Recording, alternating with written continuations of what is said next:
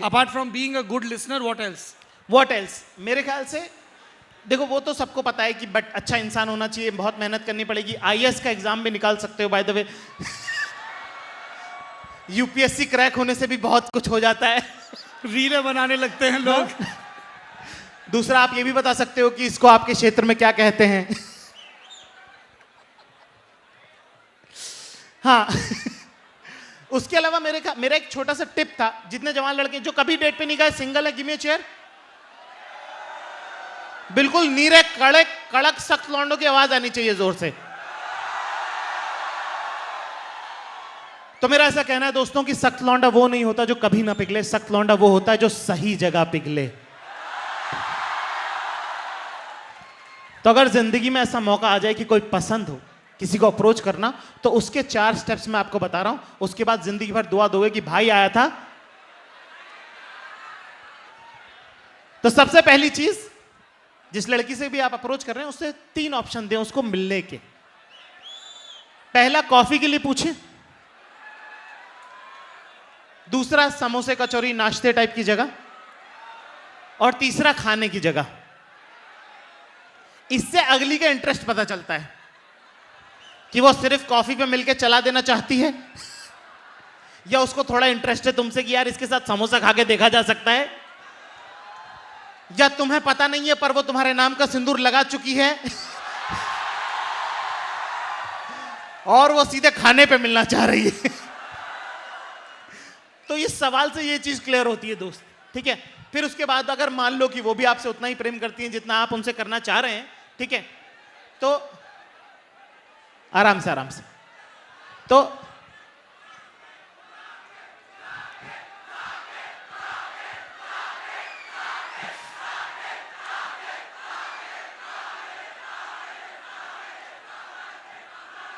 क्या है, देखो मैं बताता हूं क्या है ना। तो यहां पे बहुत सारे लोग जो आगे बैठे हैं ना, उनको पता नहीं है मैं कौन हूं। तो उनका ना वो वाला हो रहा है कि इतना भी क्या खास है कि ऐसा तो कुछ ग्रेट बोला भी नहीं उसने। हाँ, स्टेप नंबर 2। हाँ तो भाई किस किस को डेटिंग की स्टेप नंबर 2 जाननी है, एक बार यस बोलिए। दूसरा ऐसा है, देखो ये अमीरों के चोचले वाली बातें तो मैं करूंगा नहीं, ठीक है ना। घर वाले पैसे भेजते हैं लिमिटेड, उसके अंदर अय्याशी भी करनी है, दोस्तों को पार्टी भी करनी है, मोहब्बत भी करनी है, पढ़ाई की किताबें भी करनी है, ठीक है। खून जला जला के 3 दिन आखिरी के भूखे रहने की जरूरत नहीं है। मैं अभी से बता रहा हूं तुमको कैसे डेट करना है, ठीक है। तो जिस भी फिर उसके बाद जब वो खाने के लिए हाँ करे तो रेस्टोरेंट की चॉइस दे उसको, दो कि तुम इंडियन खाओगी या कुछ और खाओगी।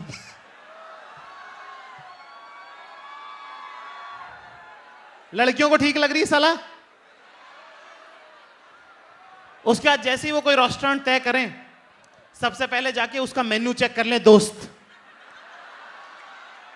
अपने भाई बंद ले जाएं जिनके पास थोड़ा पैसा है और उसमें जो सबसे महंगी 5 डिश है ना, उनका टोटल जो है उसका दुगना 3 दिन बाद अरेंज करके रखें।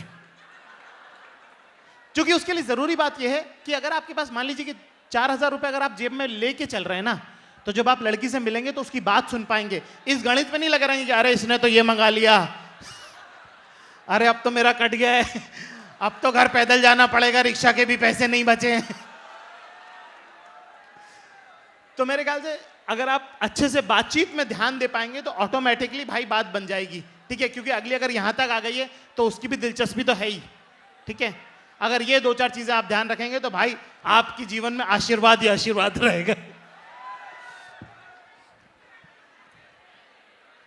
इस सिलसिले की शुरुआत तो सितार से हुई थी। अब्बा जी चाहते थे कि खानदान का नाम रोशन हो, पिताजी भी संगीत से जुड़े हैं, दादाजी भी संगीत से जुड़े हैं, तो बेटा भी संगीत की दुनिया में आगे बढ़े। और हमने जाकिर खान के सितार बजाते हुए वीडियो भी देखे हैं, गुनगुनाते हुए भी वीडियो देखे हैं। तो ये संगीत से जोक्स का, लोगों के मनोरंजन का, शब्दों के जरिए उनकी संवेदनाओं को छूने का, ये जो लाइन बदली जिसके बारे में तथास्तु में आप बहुत विस्तार से बात कर रहे हैं, ये कैसे हुआ? मेरे ख्याल से तथास्तु मेरे दिल के बहुत करीब है। अभी थोड़े दिनों में अमेजोन पे वो आएगा भी, रिलीज होगा। आप सब लोगों का आशीर्वाद मुझे चाहिए होगा उस वक्त, ठीक है। कितने लोगों ने तथास्तु के बारे में सुना है? जी, बहुत शुक्रिया आप सब लोगों का। तो मुझे ऐसा लगता है कि अगर आप अच्छे लोगों के सानिध्य में रहें तो बहुत कुछ सीख लेते हैं आप। उसमें बहुत सारा श्रेय मेरे मरहूम दादाजी को जाता है, ठीक है, उस्ताद मोहद्दीन खां साहब। उन्होंने बहुत प्यार से परवरिश दी मुझे और सिखाया बहुत कुछ। जैसे एक छोटी सी बात है कि किस शहर में जाना चाहिए और कहाँ नहीं जाना चाहिए। तो मैंने उनसे पूछा कि आपका फेवरेट शहर कौन सा है, तो उन्होंने कहा कि कोलकाता मुझे बहुत पसंद है। तो मैंने कहा आपको बहुत पसंद करते थे क्या लोग वहाँ पे? तो उन्होंने कहा नहीं। तो मैंने कहा क्यों, फिर आप इतना ज़्यादा क्यों गए वहाँ पे? तो उन्होंने कहा कि वहाँ जाओ जहाँ तुम्हें लोग पसंद करते हैं और वहाँ बहुत जाओ जहाँ लोग तुम्हें नहीं पसंद करते हैं,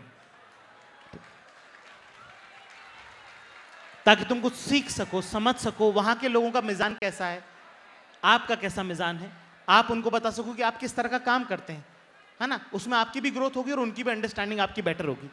तो ये छोटी छोटी चीज़ें मेरी ज़िंदगी की बहुत हल होती हैं जो मैंने उनसे सीखी। दूसरा, उनका खुद का ह्यूमर बहुत शार्प था।